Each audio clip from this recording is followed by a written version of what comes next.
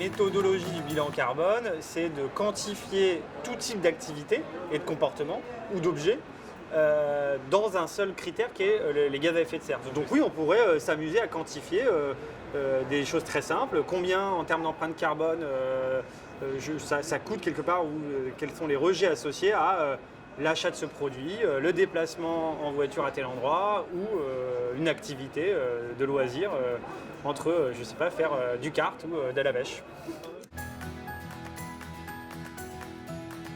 On peut estimer en ordre de grandeur qu'on est sur des ratios de 1 à 5 par rapport aux démarches les plus vertueuses dans l'industrie, type méthanisation ou d'autres projets de compostage industriel, et jusqu'à 1 sur 65 comparé à des enjeux d'enfouissement par exemple.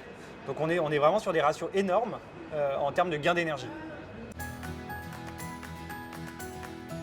Une des premières raisons pour lesquelles on a un impact moins important sur le compostage sur place, c'est déjà le manque de déplacement. Donc on va éviter un certain nombre de déplacements qui sont assez communs dans la récupération de nos déchets au quotidien. Si on prend l'incinération, l'enfouissement, il y a des personnes qui viennent récupérer ces déchets pour aller les mettre sur ces sites.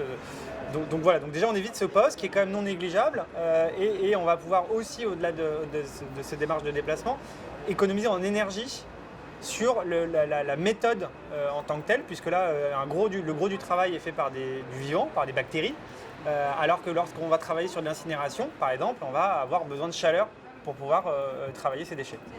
Mais après, il y a aussi ce que ça permet d'éviter. Je vais vous prendre un exemple concret, c'est que le compost va permettre de régénérer les sols, et cette régénération des sols va permettre de séquestrer plus de carbone parce que les plantes vont mieux grandir, mieux pousser. Et donc du coup là on va éviter d'autres dépenses énergétiques comme des engrais chimiques pour faire pousser nos aliments. Donc on a un double effet associé et là-dedans bien évidemment comme c'est monocritère on ne prend pas en compte tous les autres bénéfices, éco-bénéfices ou autres paramètres qui peuvent être quelle biodiversité ça va recréer, quel modèle ça va pouvoir de permettre d'avoir un agriculteur pour demain, etc.